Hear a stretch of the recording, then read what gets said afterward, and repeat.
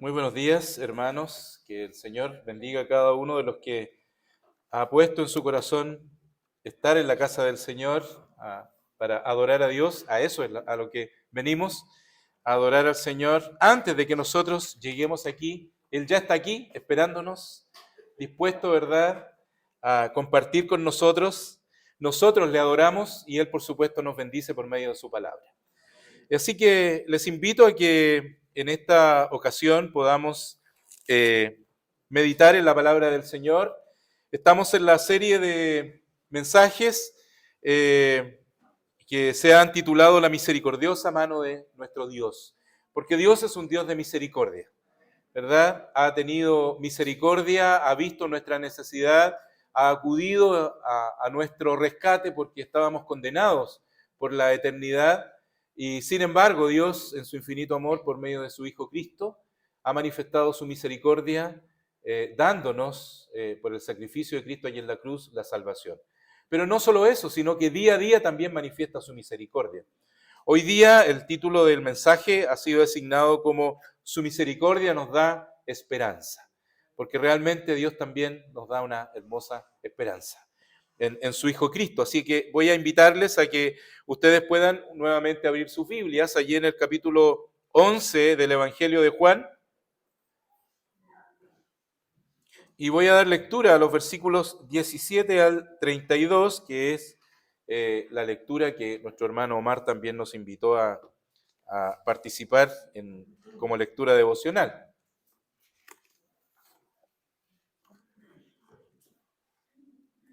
San Juan, capítulo 11, versículos 17 al 32. Voy a pedir que ustedes puedan colocarse en pie. Y leo la palabra de Dios y dice como sigue. Vino pues Jesús y halló que había ya 4 días que estaba en el sepulcro. Y Betania estaba cerca de Jerusalén como 15 estadios. Y muchos de los judíos habían venido a Marta y a María a consolarlas de su hermano. Entonces Marta, como oyó que Jesús venía, salió a encontrarle. Mas María se estuvo en casa. Y Marta dijo a Jesús, Señor, si hubieses estado aquí, mi hermano no fuera muerto. Mas también sé ahora que todo lo que pidieres de Dios, te dará Dios. Dícele Jesús, resucitará tu hermano. Marta le dice, yo sé que resucitará en la resurrección en el día postrero. Dícele Jesús, yo soy la resurrección y la vida. El que cree en mí, aunque esté muerto, vivirá. Y todo aquel que vive y cree en mí, no morirá eternamente. ¿Crees esto? Dícele, sí, Señor. Yo he creído que tú eres el Cristo, el Hijo de Dios, que has venido al mundo. Y esto dicho, fuese y llamó en secreto a María, su hermana, diciendo, el maestro está aquí y te llama. Ella, como lo oyó, levántase prestamente y viene a él, que aún no había llegado Jesús a la aldea, mas estaba en aquel lugar donde Marta le había encontrado.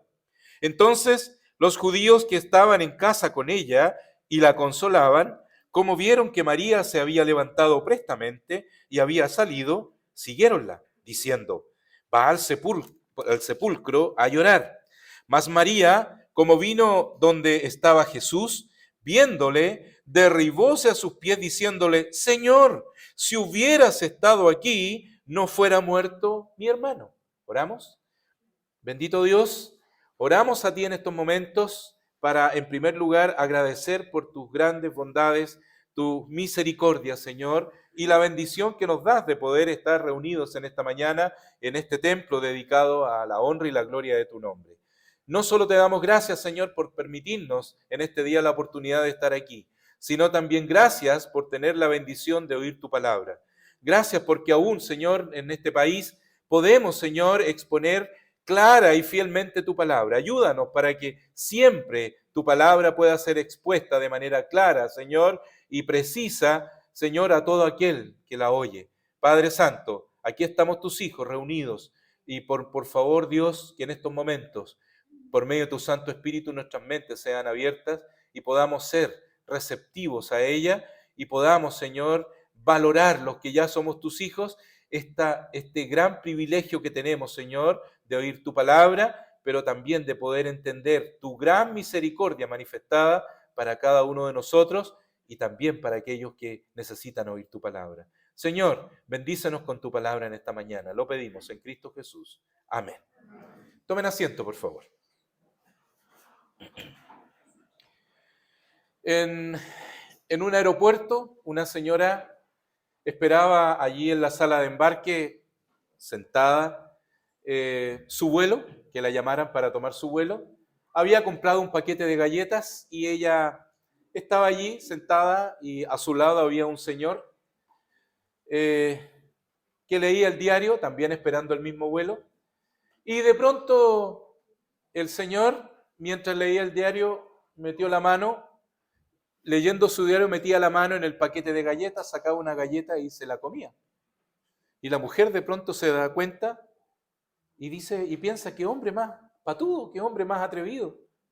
Y el señor leía su periódico y sacaba una galleta y se la comía, y la señora, qué hombre, ni siquiera pide permiso, nada. ¿Y cómo llega y se atreve a sacar mis galletas?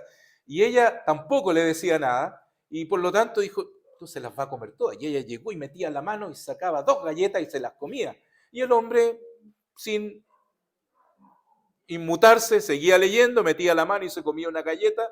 Y ella cada vez más se molestaba y metía la mano y sacaba 3 galletas, ¿verdad? Para que el hombre ojalá comiera las menos galletas posibles. Y de pronto se da cuenta que en el paquete solo quedaban 3 galletas. Y ella llega y saca una galleta, toma el paquete, ¿verdad? Y abre su cartera y se da cuenta que está su paquete de galletas intacto. Qué pronto somos para juzgar muchas veces, ¿cierto? Qué rápidos somos para emitir juicio, a veces sin siquiera hablar. Nuestra mente inmediatamente emite un juicio respecto de algo que a veces ni siquiera estamos seguros. Ni siquiera era su paquete de galletas. El de ella lo tenía guardado en su cartera. Las galletas eran del caballero. Ella había sido la mujer atrevida que le había sacado galletas al Señor. ¿Alguna vez hemos juzgado así tan apresuradamente a alguna persona? Quizá en más de alguna oportunidad. Y cuando María, nosotros vemos aquí en este relato, y fue no solamente María, las 2 hermanas de su amigo Lázaro, el amigo de Jesús, Marta, María y Lázaro, eran hermanos y eran amigos del Señor Jesús. Y Jesús, ¿verdad? Llegó hasta la aldea, iba camino a Betania, donde vivían estos 3 hermanos. Ya nuestro hermano Omar nos adelantó algo, ¿verdad? Todo esto transcurre en el lapso, de verdad, de que Lázaro, el hermano de ellas, había muerto y Jesús iba camino a Betania. Y lo primero que ustedes ven aquí es a Marta corriendo a encontrarse con el Señor, fuera de Betania, ¿verdad? Ni siquiera ahí en Betania mismo. ¿Y qué le dice? Señor, si tú hubieras estado aquí, mi hermano no se hubiera muerto. Si solo hubieras estado aquí. Inmediatamente emitiendo un juicio contra el Señor Jesús. ¿Se pueden imaginar ustedes con qué sentimiento Marta tiene que haber hablado esto con el Señor? Yo no me imagino a Marta con un tono de indiferencia o un tono, yo creo, casi a lo mejor yo me imagino, ¿verdad? Quejándose, exigiéndole, ¿verdad? Lamentándose. Señor, ¿por qué no llegaste antes? Señor, te mandamos a avisar con anticipación. Y si tú hubieras llegado aquí, mi hermano, hoy día no tendríamos que estar lamentando esta situación. Si solo la historia de Lázaro nos permite a nosotros entender que cuando se trata, ¿verdad?, de a veces nuestras frustraciones, asociadas a veces con nuestros sueños, con nuestras esperanzas, nuestros deseos, cuando vemos que parece que se desvanecen, esta historia nos ayuda a entender que no estamos solos, que realmente tenemos al Señor Jesús. Marta ni siquiera valoró el hecho de que Jesús llegara, ni siquiera le dijo, qué bueno que al menos viniste, sino que lo primero que hizo fue juzgar rápidamente al Señor. Y el hecho de que la palabra de Dios no minimice esta acción de Marta respecto del Señor Jesús, nos permite a nosotros hoy día, de Marta y María, porque si ustedes se dan cuenta, María, después cuando le avisan que el Señor Jesús le dice, oye, de seguro el Señor Jesús dijo, vayan y avísenle a María que también ya llegué acá, o Marta, ¿verdad? Le avisaron. Y María dice que se levanta rápidamente y va a encontrar al Señor. Aún más, María, ¿verdad? ¿Qué hace? Se derriba a los pies del Señor. ¿Y qué le dice? Maestro, qué bueno que has venido para estar con nosotros. Si tú hubieras estado aquí, mi hermano no estaría muerto. Eso nos habla de que este fue el pensamiento, fue no solamente pensamiento, entre ellas posiblemente lo tienen que haber comentado. Tiene que haber sido el comentario de ellas dos. Si el Señor Jesús hubiera estado aquí, mi hermano no estaría muerto. Y quién sabe si a lo mejor fue el comentario generalizado del entorno de ellos. Los discípulos escucharon estas palabras porque los discípulos iban con el Señor Jesús. Y no nos dice la Biblia lo que los discípulos pensaron, pero oyeron estas palabras de alguna manera de queja, juzgando la acción del Señor Jesús.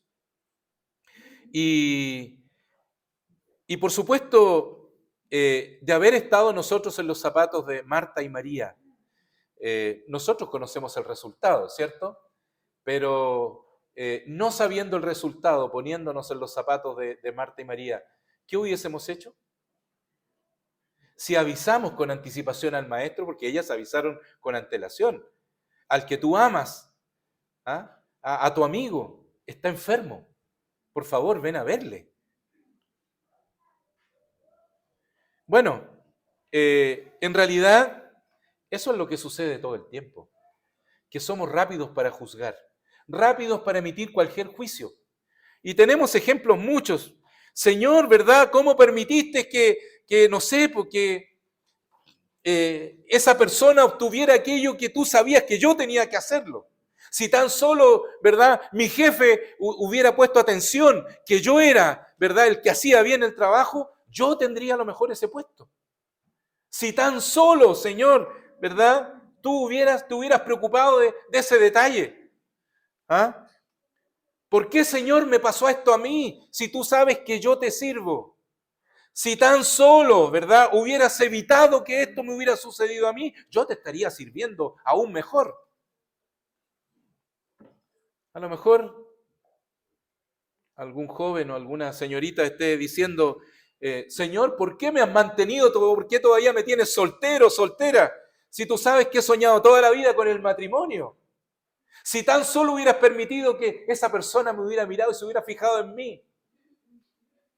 Si solo. Tenemos tantos sí solo. Como que si Dios tuviera que hacer lo que nosotros decimos que Él debe hacer. Como si nosotros supiéramos cuál es la solución a todos los problemas. De hecho, un matrimonio una vez exclamó, ¿no nos diste acaso el deseo de tener hijos? Si solo, Señor, hubieras dicho, hace 10 años nos hubieras dicho que comenzáramos un proceso de adopción, hace rato hubiéramos tenido una familia floreciente. Lo escribió en una oportunidad un matrimonio. Y si tan solo, Marta le dijo al Señor, si hubieras estado aquí, si solo tú te hubieras dignado venir unos días antes. Todo el mundo tiene sus sí solos, ¿cierto? Y porque en realidad todos tenemos sueños, tenemos esperanzas y nos sentimos mal cuando vemos que esas esperanzas se frustran, esos sueños se frustran. Y lo que hacemos es tratar de buscar quién es el culpable de nuestra frustración. Imaginen que hoy día viajar en avión, algo que es una realidad para nosotros tan común, ¿cierto? En el sentido de que hoy día los hombres se suben a una tremenda aeronave y viajan largas distancias. Eso fue gracias al sueño que hubo en el corazón de dos hombres y que hoy día es una realidad que para nosotros parece tan normal. Hay muchos que sueñan y logran sus sueños, pero muchos que sueñan, muchos que desean cosas, tienen esperanzas y ven frustradas sus esperanzas cuando ven que aquello que desean simplemente no se ha cumplido o no se va a cumplir. Bueno, yo me imagino que Marta y María y Lázaro también, ellos tenían sus sueños. tenían nada más ni nada menos que como amigo al mismo Señor Jesús. El Señor Jesús llegaba a la casa de ellos, se sentaba con ellos, compartía. Recuerdan que una de ellas se sentaba a los pies del Señor a escuchar las enseñanzas. Yo me imagino cómo tienen que haber sido esos momentos, ¿verdad?, de amistad, de intimidad de estos tres hermanos con el Señor. Y bueno, quizá yo me imagino la casa llena también con los discípulos y todas las personas que andaban con el Señor. La Biblia no nos dice si estaban todos ahí en la casa o posiblemente solamente el Señor alojaba con ellos ahí, pero era un momento muy especial para ellos. Jesús era un amigo muy especial. Ese amigo, esos amigos que se consideran, esos amigos que... El de acá es mi vaso, hermano, ¿cierto? El de aquí. Ya. Esos amigos que cuando vemos que a veces las cosas no nos funcionan, queremos que estén ahí. Esperamos que lleguen. Que cuando sufrimos la pérdida de un familiar, simplemente queremos que estén ahí. ¿Recuerdan ustedes a Job? Job, todo lo que el pobre Job pasó, perdió todos sus bienes económicos, perdió todos sus bienes, sus hijos fallecieron, su esposa lo abandonó, quedó literalmente en la calle. ¿Y quiénes llegaron? Sus amigos. Y sus amigos se sentaron y estuvieron con él. Creo que todos esperamos que esos amigos que consideramos amigos, en los momentos que más necesitamos, cuando hay a veces desesperanza, hay tristeza, queremos que estén ahí con nosotros. Y yo me imagino que era el deseo de Marta y María. Ellas esperaban que ese momento, ¿verdad?, hubiera podido haberse evitado. Ellas sabían que Jesús no era cualquier amigo. Jesús tenía el poder para haber evitado que su hermano muriera. Imagínense el amiguito que tenían ellas. ¿A quién no le gustaría tener un amigo así? ¿Lo tienen ustedes? ¿Amén? Yo tengo un amigo que tiene todo poder y que él podría evitar muchas cosas, pero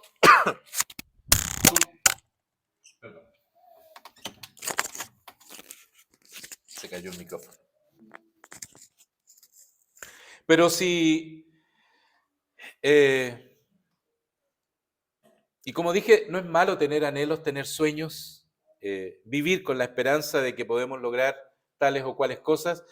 De hecho, muchas veces y en cierta etapa de nuestra vida tenemos sueños y somos muy soñadores y queremos hacer muchas cosas, esperamos lograr muchas cosas. La palabra del Señor justamente nos habla de esto. Allí en el Salmo 37, el versículo 4, pon asimismo tu delicia en Jehová y Él te dará, ¿qué cosa?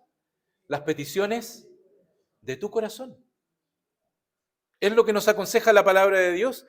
Y esta fue una promesa a Israel, ¿cierto? Y por supuesto también lo es para nosotros. Ahora, no estoy seguro de que el Señor vaya a responder y a prosperar todos nuestros deseos de carácter material, pero sí aquellos espirituales. Sí, el Señor nos puede dar, pero una infinidad de bendiciones espirituales si estamos dispuestos a recibirlas. Pon asimismo tu delicia, tus deseos, lo que tú anhelas en lo espiritual, ¿verdad?, al Señor.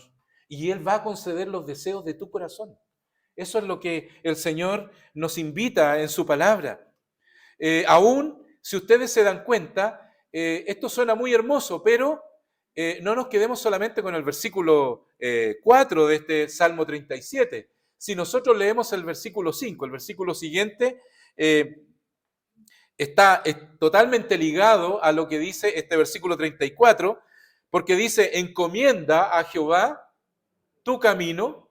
Luego, ¿qué dice? Espera en Él y Él hará. Encomienda a Jehová tu camino. Coloca en el Señor tus esperanzas, tus anhelos. Y Él se va a encargar de hacerlo. ¿Qué está diciendo? Él hará. Espera en Él y Él va a obrar. No dice presiónalo a Él. No dice apúralo a Él. Dice, ¿qué cosa? Espera en Él. espera en Él. Y por supuesto, no solamente desear, anhelar, soñar. Nuestra fe, en otras palabras, nos está diciendo, nuestra fe tiene que descansar en el Señor. Pon tus deseos, tus esperanzas en el Señor y que tu fe descanse en el Señor. Descansa que Él se va a encargar de hacer no lo que tú quieres, lo que Él sabe que Él va a cumplir para realmente tú tener gozo en aquella esperanza que tú tienes. Ahora, esto va muy bien hasta ahora, pero lamentablemente tenemos que ser honestos. La realidad no es así. No todos nuestros sueños se cumplen. No todos nuestros anhelos se cumplen. Tenemos esperanza de muchas cosas, pero la muerte se encarga de interrumpir muchos de esos sueños, muchos de esos anhelos. Y esto es así. Siempre yo creo que todos tenemos esperanza de un mañana mejor. Yo espero ver a mis hijos ya titulados, a lo mejor formando familia, ¿verdad? Me encantaría a lo mejor ver que a lo mejor puedo ser abuelo. Uno tiene sueños, tiene esperanzas. Otros anhelan casarse. Otros, no sé, los jóvenes esperan algún día poder terminar su carrera. Otros, no sé, quieren viajar. Todos tenemos sueños, todos tenemos anhelos, todos tenemos deseos. Pero debemos ser honestos. La muerte de pronto interrumpe nuestros anhelos y nuestros deseos. Y yo no les niego que a mí me hubiera encantado que mi madre hubiera conocido a sus 2 nietos, ¿verdad? Ellos cuando pequeños siempre nos preguntaban, ¿y cómo era la abuelita? ¿Y cómo era esto? Y debo reconocer que me hubiera encantado que mi madre hubiera conocido a sus nietos. Pero la muerte se encargó de interrumpir ese anhelo que tenía como hijo. Y por supuesto, quizá cuántos de los que están aquí también tenían esperanzas, anhelos y sueños con familiares queridos que la muerte se ha encargado de interrumpirlos. Porque la muerte es un hecho real y nosotros debemos tratar con ella, debemos hablar de ella y debemos ser honestos conforme a lo que la palabra del Señor dice, ¿verdad? De lo que es la muerte y lo que significa la muerte. La muerte no es otra cosa sino la separación entre Dios y el hombre. La muerte nos recuerda que estamos separados de Dios. La muerte nos recuerda que hay un vínculo que en algún momento fue estrecho y hermoso entre Dios y su criatura, el hombre y la mujer, que fue roto por causa del pecado. Allí en Edén, Adán y Eva decidieron dudar de la palabra de Dios, no obedecer a la palabra de Dios, ¿cierto? Y producto de eso, el pecado, dice la palabra de Dios, entró en el hombre y así traspasó a toda la humanidad. Romanos, Pablo escribiendo a los romanos lo recuerda, ¿cierto? ¿Ah? Por cuanto todos pecaron y ahora están separados, destituidos de la presencia de Dios. Así de simple. Y de hecho Hebreos, capítulo 9, versículo 27, dicta esta sentencia a la que no podemos decir nada más. Y de la manera que está establecido a los hombres, que ¿qué cosa? Que mueran una vez y después el juicio.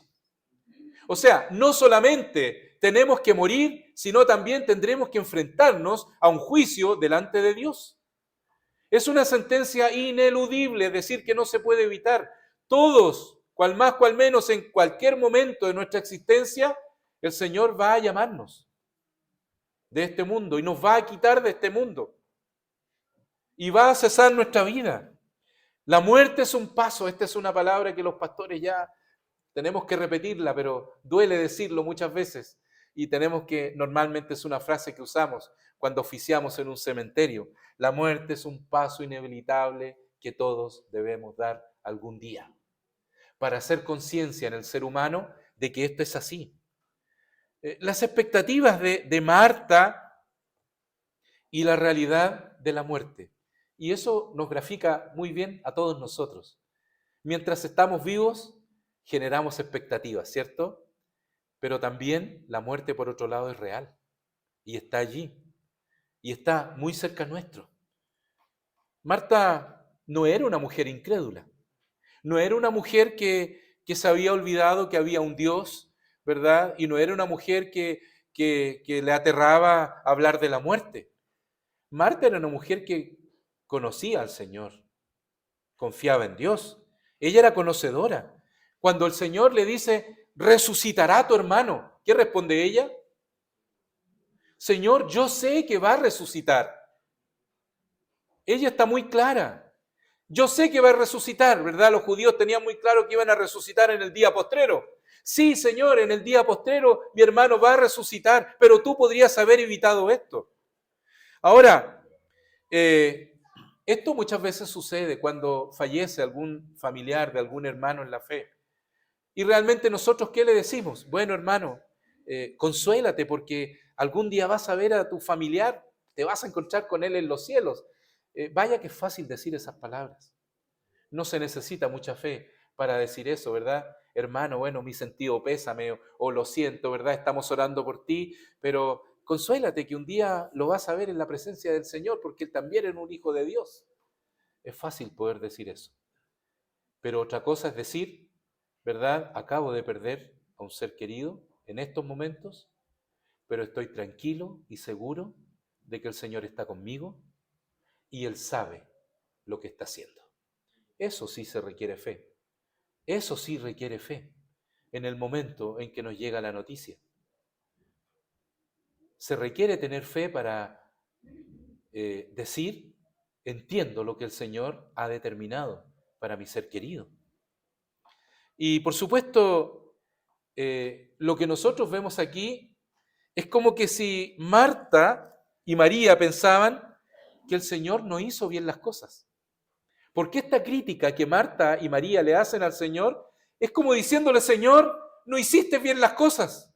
Porque si tú hubieras hecho, ¿verdad?, lo que nosotros esperábamos que hicieras, es decir, cuando te avisamos y hubieras venido inmediatamente, esto no lo tendríamos que estar lamentando. En otras palabras, subliminalmente le dijeron, Señor, hiciste mal las cosas.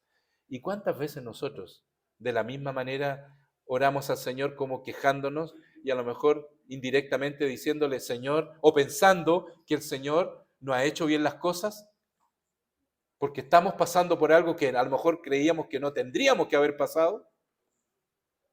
No sé si se han detenido a pensar en eso. Cuando yo leía estos pasajes, ¿verdad? Y me preguntaba, ¿por qué Marta critica de esta manera al Señor? Uno dice inmediatamente, bueno, esa es la actitud natural del ser humano. Pero si lo vamos analizando un poco más al fondo y nos damos cuenta, y al final nos damos cuenta que María, su otra hermana, le dice exactamente lo mismo, entonces había un pensamiento en ellas, como que el Señor no hizo bien las cosas. Y analicemos un poquito estos versículos. Y vamos a analizar solamente los versículos del capítulo 11, algunos de ellos para poder ir entendiendo esto mejor. Miren, voy a leer del versículo 1 al versículo 6. Estaba entonces enfermo uno llamado Lázaro. ¿Quién era Lázaro? El hermano de Marta y María, ¿cierto? Leo el versículo 1 del capítulo 11, ¿cierto? De Betania, la aldea de María y de Marta, su hermana. Y María, cuyo hermano Lázaro estaba enfermo, era la que ungió al Señor con ungüento y limpió sus pies con sus cabellos. Ahora sabemos quién era la mujer que, ¿cierto? Y que Judas también se quejó ahí, miren lo que está haciendo esta mujer, ¿se acuerdan? Era la hermana de Lázaro, ¿ya? Enviaron, ¿qué hicieron ellas? Enviaron pues sus hermanas a él diciendo, o sea, mandaron un emisario a que fuera donde estaba el Señor y que le dijera, Señor, he aquí el que amas está enfermo. Miren qué interesante, el que escribe esto es el apóstol Juan. ¿Y cómo Juan se describe él normalmente? Aquel que el Señor amaba, ¿cierto? Siempre a Juan y entre los apóstoles se le conoció como al que el Señor amaba. Es decir, Juan era el menor de todos los apóstoles, era el muchacho más joven. Y el Señor tenía una cercanía, habían 4 apóstoles que eran los más cercanos a él. Y dentro de ese grupo íntimo de amistad que tenía el Señor, el más joven estaba allí, que era Juan. Y el Señor, por lo que la palabra del Señor y Juan nos deja ver, era una de las personas con las que tenía más cercanía y que el Señor apreciaba mucho, era Juan, lo amaba. Pero miren lo que escribe aquí, lo que le mandan a decir sus hermanas, al que ama. Esto nos muestra, ¿verdad?, que el Señor no tenía exclusivos. El Señor nos ama a todos por igual. Y el Señor apreciaba mucho a Lázaro. Era también otra de las personas que él apreciaba y amaba mucho. Y por eso es que Juan lo describe de esa manera y sus hermanas le mandan a decir, al que amas está enfermo. Ellas cumplieron con anticiparse, ¿verdad?, a cualquier situación, ¿verdad? Y por supuesto, ¿qué esperarían ellas entonces? ¿Qué esperaban? Si le mandaron a avisar al Señor, era que el Señor fuera pronto. Sigo leyendo. Y oyéndolo Jesús dijo, ¿qué es lo que dice el Señor? Esta enfermedad no es para muerte, mas por gloria de Dios, para que el Hijo de Dios sea glorificado en ella. Esta enfermedad no era para muerte. Qué curioso si Lázaro después murió. Pero, por favor, miremos en qué momento el Señor está diciendo estas palabras. Las dice antes que Lázaro muera. Porque el Señor conocía todas las cosas. El Señor Jesucristo era Dios. Por lo tanto, Él conocía todas las cosas. Sabía lo que iba a pasar. El Señor, querido hermano, conoce todo lo de tu vida. El Señor conoce lo que va a pasar el día de mañana. Somos nosotros los que no conocemos ni siquiera qué va a pasar hoy día en la tarde con nuestra vida. Pero Él conoce todas las cosas. Él sabe y por lo tanto Él puede tomar decisiones de manera correcta porque conoce todas las cosas. Y es por eso que la invitación del Salmo, que yo les mencionaba, el Salmo 34, justamente es a poner nuestra fe en el Señor, porque Él sabe lo que hace, Él conoce las cosas, Él conoce el mañana, Él conoce el futuro. Nosotros podemos conocer lo que ha pasado, podemos conocer por la historia, conocemos el pasado, ¿cierto? El presente lo conocemos porque lo estamos viendo, pero no conocemos el futuro, pero el Señor conoce todo. Así que el Señor sabía que Lázaro iba a morir, sabía que iba a morir. ¿Sabía lo que Marta y María le iban a decir? Lo sabía. Entonces, pero nos suena extraño cómo el Señor dice estas palabras. ¿Verdad? Esta enfermedad no es para muerte. ¿Para qué es? ¿Qué dice? Más para gloria de Dios. ¿Para qué cosa? Para que el Hijo de Dios sea glorificado. ¿En qué cosa? En ella. En esta situación que Jesús iba a vivir, el nombre de Dios iba a ser glorificado. Y el nombre de Cristo, de Él, como el Mesías, iba a ser proclamado. Y eso también es importante entenderlo. El nombre de Cristo como Mesías, del Señor Jesús, como el Mesías de Israel, y esa palabra es muy profunda en el entorno en que esto se va a desenvolver. Entonces, esta situación de Lázaro tenía un propósito. Y aquí me quiero detener, hermanos. Lo que vivamos y lo que vivimos, la muerte de nuestros seres queridos también siempre tiene un propósito. ¿Qué dice luego versículo 5? Y amaba Jesús a Marta y a su hermana y a Lázaro. Miren, el Señor era considerado, no era que solamente amaba a Lázaro, los amaba a los tres. Eran personas muy consideradas para Él. Por lo tanto, lo que el Señor aquí está permitiendo no es una cosa antojadiza. ¿Ya? Y termino con el versículo 6. Como oyó pues que estaba enfermo, entonces uno después de leer todo esto se imagina, dice, el Señor le tiene que haber dicho a sus discípulos, ya muchachos, tomen sus cosas, nos vamos a Betania porque Lázaro está enfermo, tengo que ir para allá, lo tengo que sanar. Uno, la lógica humana, piensa eso, ¿cierto? ¿Es lo que haría usted cuando le avisan que tiene un familiar enfermo? ¿Sí o no? Claro, es lo natural. Cuando le comunicamos, cuando nuestra madre fue diagnosticada con la enfermedad por la cual ella falleció, inmediatamente le avisamos a nuestra hermana allá en Punta Arenas y lo primero que hizo mi hermana fue, ¿qué cosa? Tomar un vuelo y venirse a Santiago y estar con ella todo ese tiempo. Es lo que naturalmente cualquier ser humano hace. Pero miren el versículo 6, como yo pues que estaba enfermo, quedóse aún 2 días en aquel lugar donde estaba. Y ahí como que nos descompensa la situación. ¿Cómo? Dice que los ama. Ama a Lázaro, ama a Marta, ama a María, ¿verdad? Los consideraba, eran sus amigos. Ellas fueron consideradas, ¿verdad? Y llamaron a su amigo Jesús para que él se preocupara porque sabían que él tenía el poder para haber sanado a Lázaro con anticipación. Le avisan, él recibe la noticia, porque el Señor no dice, lo siento, a mí no me llegó el WhatsApp, no me avisaron, no me llegó el correo, nadie me llamó, miro mis llamados telefónicos y no está. No vemos ninguna excusa del Señor. El Señor recibió la noticia a tiempo.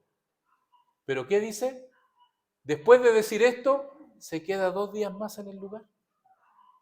Yo no sé si ustedes han leído bien detenidamente, estoy tratando de hacerlo bien didáctico para que vamos pensando en cada paso que dio el Señor. Porque esto tiene una implicancia también en nuestra vida hoy.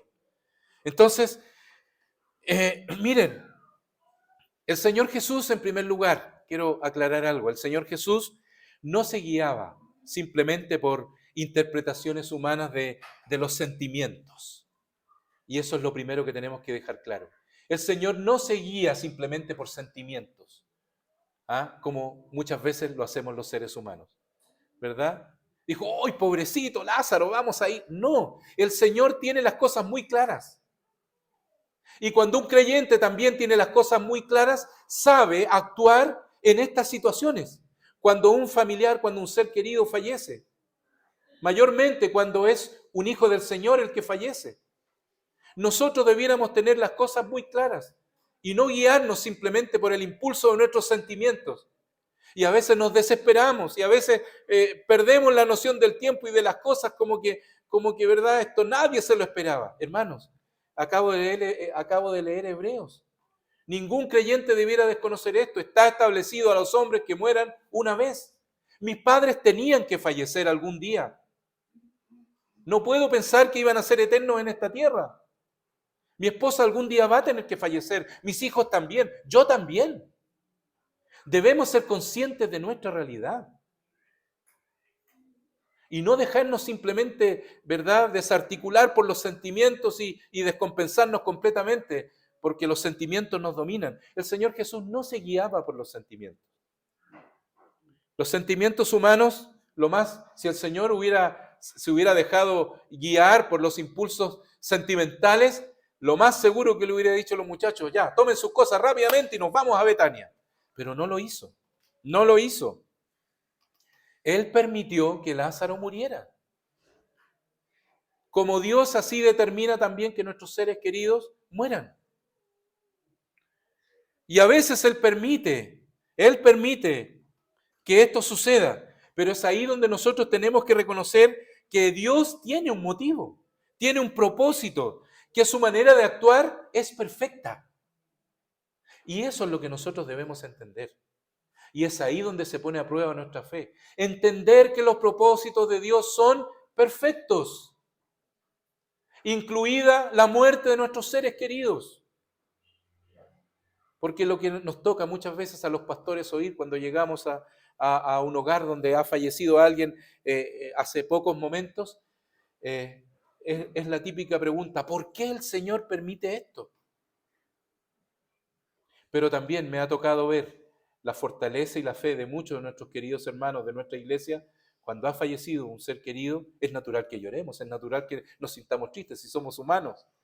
Pero entre esa tristeza y entre esos llantos, Señor, pastor, yo sé que el Señor ha hecho lo mejor. Yo sé que el Señor hizo lo que tenía que hacer. Y eso nos habla de una fe, de saber que lo que se está viviendo, esa persona no se siente sola, sabe que el Señor está a su lado, sabe que el Señor ha tomado la mejor decisión, aunque nos duele, aunque nos ponga triste, aunque nuestras esperanzas, ¿verdad?, caigan, pero sabemos que el Señor está haciendo lo correcto. Y Jesús demostró que tenía sentimientos humanos. No era un hombre, ¿verdad? Como hombre, él no fue indolente. ¿Qué es lo que hizo cuando se paró frente a la tumba de Lázaro? El versículo más corto de la Biblia, ¿cierto? Lloró Jesús. ¿Amaba a Lázaro? Por supuesto que lo amaba. Si no era un hombre indolente. Pero era Dios y sabía todas las cosas. Nosotros no somos Dios, no sabemos todas las cosas, pero por eso nos invita a poder confiar en Él. Ahora, Jesús, Él estaba motivado por su amor, por un amor que procura el bien. de los que ama. Y por supuesto, no solo eso, sino Él procura la gloria del Padre. Padre, yo he venido para hacer tu voluntad, ¿cierto? En la misma oración del Señor Jesús, Señor, yo quiero, ¿verdad?, que todo lo que tú hagas, ¿verdad?, que los cuides a ellos. ¿Para qué? Para que ellos también te glorifiquen y para que el mundo conozca y el mundo te dé la gloria a ti. Y lo que el Señor Jesús vino a hacer a esta tierra es que el hombre pueda dar la gloria a Dios. Y lo que el Señor Jesús vino a hacer a este mundo es para que el mundo pueda conocer al Padre y pueda a través de Cristo dar la gloria al Padre. Cristo no vino a buscar su propia gloria. Él dejó su gloria en los cielos, se humilló. Él vino para que el nombre de su Padre sea glorificado. Y por eso es que Él en este versículo, el versículo 4 de este capítulo, dice, esta muerte es para gloria de Dios y también para que el Hijo de Dios sea glorificado en ella, en lo que va a suceder, para que estos judíos sepan que aquel que va a estar ahí es el verdadero Mesías, el que ellos tanto han esperado. ¿Tenía un propósito el Señor? Claro que sí. Jesús le dijo a Marta, Marta, ¿no sabes que yo soy la resurrección y la vida? Porque eso fue de alguna manera lo que el Señor le respondió, ¿cierto?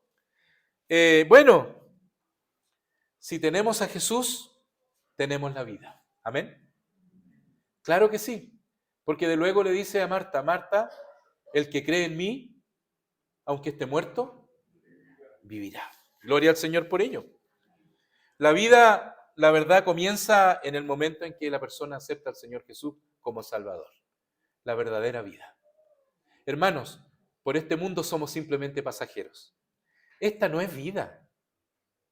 No es vida, ¿cierto? Tener que levantarse mañana temprano a trabajar, tener que sufrir, a veces no alcanza el dinero, ¿ah? No basta con los problemas que tiene uno, se acercan los hijos, le cuentan sus problemas, después viene el vecino y todo, y después más encima viene que hay que pagar esto otro, que esto problema, salimos de un problema, entramos a otro. Hermanos, esta no es vida. La verdadera vida, la vida plena, está con Cristo en los cielos. Nuestra ciudadanía está en los cielos. Y eso debe motivarnos. Cuando el Señor Jesús está hablando de esto, justamente habla de eso. El que tiene al Hijo tiene la vida. De modo que el que vive y cree en Jesús nunca morirá. ¿Cómo es esto? Claro, Jesús ya murió en la cruz del Calvario por nosotros. Nosotros simplemente vamos a morir una sola vez y vamos a tener vida eterna. Y el que no cree en Cristo muere 2 veces. Y eso es importante entenderlo. No moriremos, no estaremos separados eternamente, porque dijimos que la muerte es separación eterna, ¿cierto? Es separación. No vamos a estar separados eternamente de Dios. Esa separación se va a restablecer. Vamos a estar en la gloria con el Padre. Vamos a estar cara a cara. Como yo lo mencionaba hace poco, ¿verdad? Esa bendición que tuvieron Adán y Eva de poder estar cara a cara con el Señor, de disfrutar de su presencia, nosotros la vamos a poder disfrutar un día también. Estar con el Señor, en su presencia, allá en la gloria, con el Padre. Hermanos, esa es nuestra esperanza bienaventurada. Nunca más seremos apartados de Dios. ¿Creen eso? Es lo que el Señor le quiso decir a Marta. Marta, Marta, no te olvides que yo soy la resurrección y la vida. Marta, estás poniendo tus ojos simplemente en las circunstancias. Marta, estás juzgando simplemente de acuerdo a lo que tú crees que las cosas tienen que hacerse en esta vida. Marta, te estás olvidando que estás frente al Señor, frente al Mesías, estás frente al Hijo de Dios, a aquel que es la resurrección y la vida, aquel que el que cree en Él tiene vida eterna. El Señor Jesús le estaba recordando a Marta quién era la persona que tenía al frente. Pero Marta estaba ensimismada, ¿verdad?, en la circunstancia, en el problema, mirando el problema como tal, no mirando donde sus ojos realmente deberían estar, donde su fe realmente debería estar. porque si tú hubieras estado aquí, las cosas hubieran sido como yo creo que tienen que ser. ¿Cuántas veces nosotros actuamos de esa manera, queridos hermanos? Las cosas no son como nosotros creemos que tienen que ser. Las cosas son como Dios las determina en nuestra vida por sus propósitos, por su voluntad. Ahora, una tradición, fíjense ustedes, rabínica dice que, y la voy a leer porque la escribí, una tradición rabínica consideraba que la corrupción de la muerte comenzaba a ser efectiva en los cadáveres después, noten ustedes, después del tercer día. La tradición rabínica decía que la descomposición del cuerpo empezaba a ejecutarse en un cadáver al tercer día. Además, había una superstición judía que de aquel tiempo, del tiempo de Jesús, que decía que el alma permanecía cerca de la tumba por 3 días. O sea, el alma del difunto andaba ahí alrededor de la tumba por 3 días, esperando regresar al cuerpo, con la esperanza de resucitar. Eso decía, y por lo tanto, eso sucedía hasta que el cuerpo no se empezara a descomponer. O sea, el alma andaba dando vuelta 3 días alrededor de la tumba. Por lo tanto, ¿entienden por qué el Señor Jesús se demoró 2 días más? ¿A qué día llegó el Señor Jesús? Al cuarto día. Porque al cuarto día para los judíos ya no había esperanza de resurrección. ¿Entienden ahora? El Señor Jesús lo tenía todo fríamente calculado. Sabía todas las cosas muy bien. Para todos los judíos que estaban allí, que es mucha gente la que nos dice que había mucha gente, lo más seguro que Marta, María y Lázaro eran personas conocidas allí en la aldea, que Betania no era muy grande tampoco. Por lo tanto, toda la gente que estaba allí, todos los judíos, claramente sabían que ya al cuarto día no había ninguna esperanza. Y el Señor Jesús le dice a Marta, ¿verdad? Y le dice, llévame donde está Lázaro. Señor, pero mi hermano ya hiede, ya su cuerpo se empezó a descomponer. Ya estamos en el cuarto día. No hay esperanza alguna. ¿Le da a entender eso esta mujer al Señor Jesús? Y claro que sí. Y claro que sí. Hermanos, la muerte, quiero recordar esto, la muerte es una realidad, una terrible realidad para el cuerpo. Pero recuerden también que la resurrección es una realidad. La resurrección es una realidad en Cristo. Es una realidad. Según el punto de vista humano, simplemente el ser humano termina ¿con qué cosa? Con la muerte. Termina con la muerte. Aún, ustedes se fijan en los hospitales. Yo estuve viendo una serie médica de medicina y claro, me fijé que el concepto, los médicos hacen todo lo posible por salvar, y me imagino que hoy día también los médicos, cuando llega alguien a urgencia o están operando, ¿verdad?, en un quirófano y el corazón empieza a fallar, ¿verdad? ¿Qué hacen los médicos? Hacen todo lo posible para poder reanimar a esa persona, revivirla, para poder salvarla. Y me imagino que debe ser terrible ahí en urgencia cuando llegan, ¿verdad?, personas accidentadas y los médicos hacen todo lo posible para salvar la vida de una persona. Pero ¿qué pasa cuando ahí, no sé cómo se llamará la maquinita, hermano Matías, no sé cómo se llama la maquinita que hace un ruidito que no muestra ningún pulso en el corazón? Indica que esa persona ha fallecido. Cuando los médicos ven eso, detectan que no hay pulso, no hay nada, ¿qué hacen los médicos? Interrumpen sus acciones, porque la muerte ha entrado en ejecución. Cuando la persona muere, la ciencia ya no puede hacer nada. La medicina ya no puede hacer nada. Y cuando ya el hombre no puede hacer nada, es cuando entra a operar el Señor Jesús.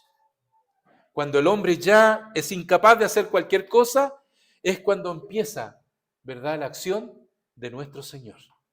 Y es allí. Por eso es que la resurrección es una realidad.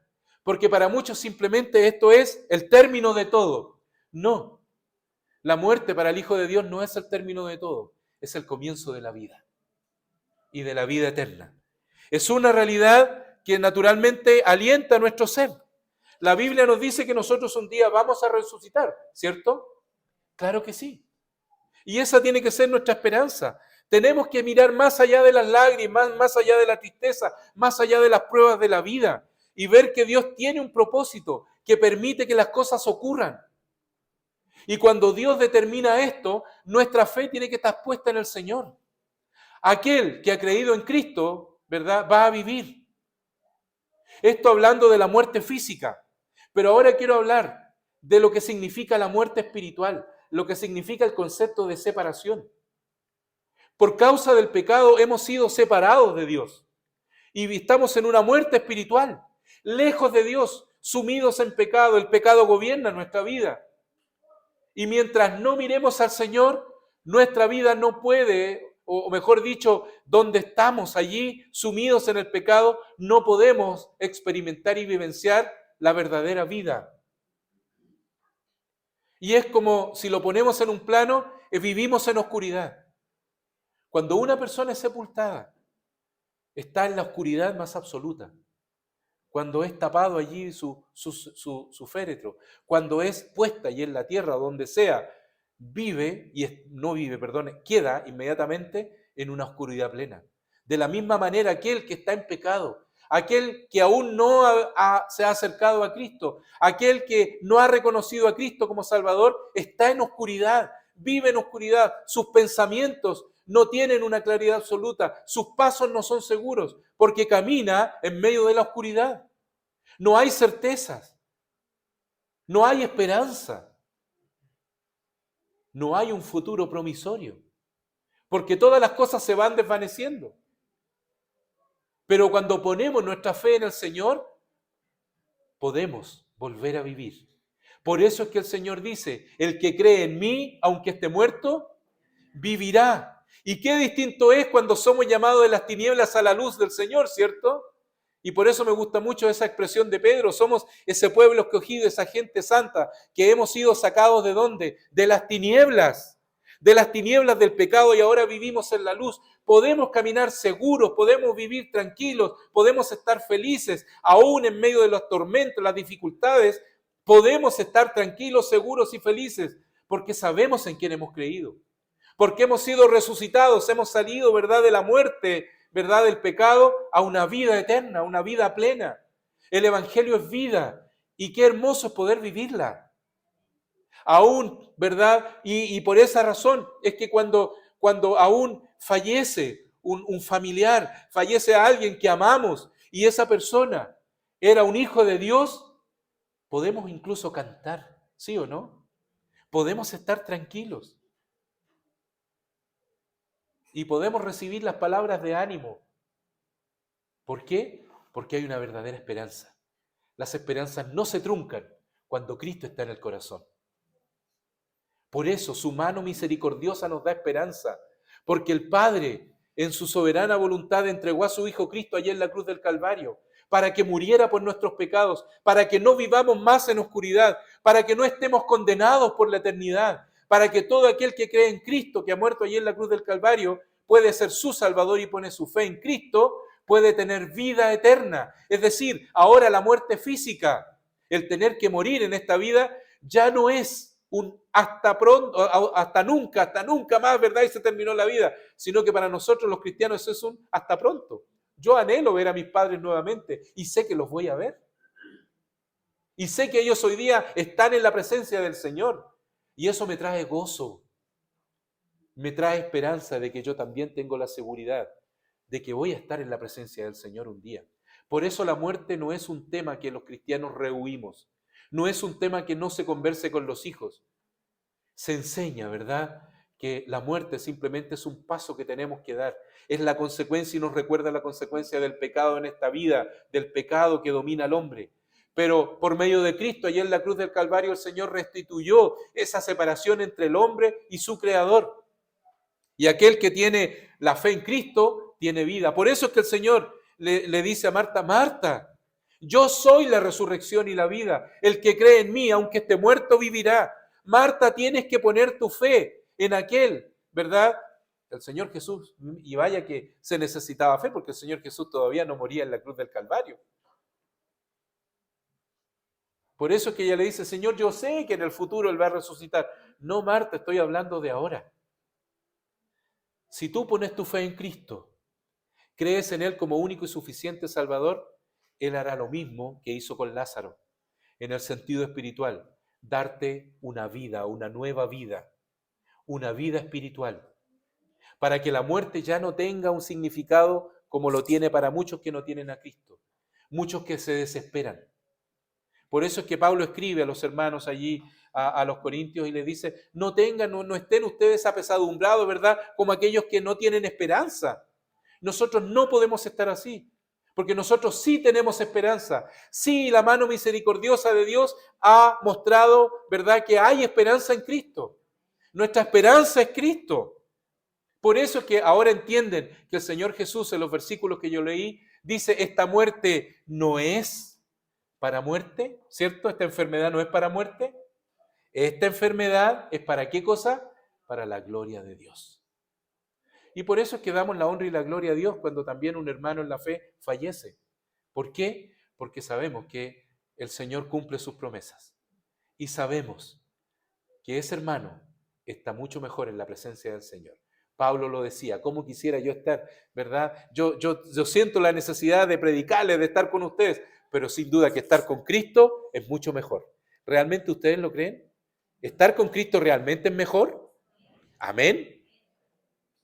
O sea, ¿no importa que muramos en un rato más? ¿Amén? Ah, ya, bajaron los amén algunos. Estar con Cristo es mucho mejor. Yo lo creo. Y si el Señor dispone así de mi vida, amén. Porque mi esperanza está en Cristo. Mi fe está en Cristo. Él es la resurrección y la vida. Él resucitó de entre los muertos, por lo tanto, tiene el poder. Por eso es que Pablo escribe, ¿dónde está, oh muerte, tu aguijón? ¿Dónde, oh sepulcro, tu victoria? ¿De qué te puedes vanagloriar, muerte? ¿De qué puedes tú ufanarte, muerte, ahora? No tienes el dominio sobre el hombre. No, ahora lo tiene Cristo. Cristo murió en la cruz del Calvario. Él fue sepultado y resucitó al tercer día, como Pablo le recuerda a los corintios, ¿verdad? Y ahora porque Cristo resucitó entre los muertos, dice, primicia de los que murieron es hecho. A ver, pero espérese, pastor. No es primicia, primicia es lo primero. Pero si el Señor Jesús cuando aquí anduvo en la tierra, ¿no acaso no resucitó al hijo de la viuda de Naín? Resucitó a Lázaro. No fue el primero. El Señor Jesús resucitó y ha vuelto a morir.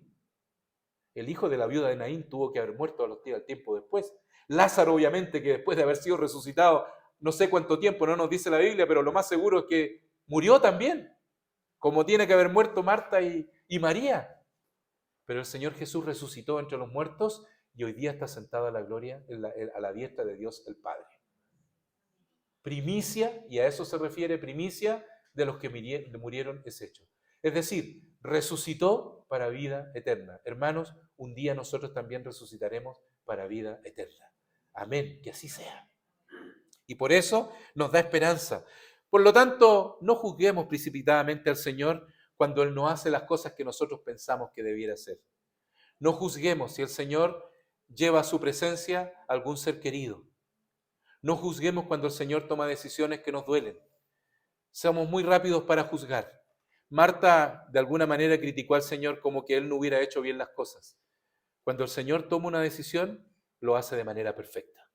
Y por lo tanto nosotros debemos estar confiados en Él. Ante la muerte, Él no nos ha dejado sin esperanza. Gloria a Dios por ello. El que cree en mí, aunque esté muerto, vivirá. Esa es nuestra bendita esperanza de gloria. ¿Creen esto? Amén. ¿Oramos? Bendito Dios y buen Padre Celestial. Señor, tú eres un Dios eterno. Tú eres inmutable, Señor, no cambias. Tu palabra también, Señor, no cambia. Es la misma, Señor.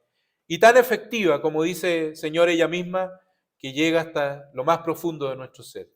Señor, nuestra súplica en estos momentos es que esta tu palabra llegue al corazón de aquellos que hoy lo necesitan. Especialmente aquellos que no tienen a Cristo en su corazón. Señor, que el poder de tu Santo Espíritu haga comprender esta, Señor, verdad tan maravillosa, que en Cristo podemos tener vida eterna. Señor, que si hay alguien que ha entendido este mensaje y tú le has hecho, por medio de tu Santo Espíritu, comprender esta verdad, pueda entregar su vida a ti, pueda reconocerte como Salvador y de esa manera pueda tener la certeza de que tendrá vida eterna contigo en los cielos. Como muchos de nosotros ya la tenemos, Señor. Como muchos de nosotros, Señor, que hoy nos gozamos en esa esperanza bienaventurada, que ya la muerte no nos asusta, que ya la muerte no es algo, Señor, de lo cual no podemos pensar ni hablar, sino que simplemente la muerte es algo que tendremos que enfrentar y algo que a veces hasta tal vez pudiéramos anhelar, porque sin duda que estar con Cristo en los cielos es mucho mejor. Señor, ayuda a aquel que a lo mejor se debate en la incertidumbre, en la inquietud, Señor, de no tener la certeza de qué pasará con él o con ella, Señor, ante el inminente momento del llamado de su vida, ante la muerte, Señor, ante la pérdida de su vida.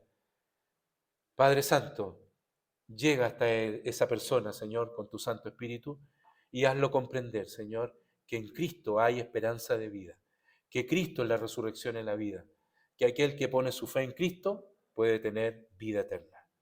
Padre, tú eres el dador de la vida. Tú también decides cuándo sacarnos de este mundo, Señor. Por lo tanto, ayúdanos a estar seguros en ti, pero especialmente aquellos que aún no te conocen. Ten misericordia de aquellos corazones para que puedan confesar a Cristo como Salvador y puedan tener vida eterna. En Cristo Jesús oramos. Amén. Que el Señor les bendiga. Gracias.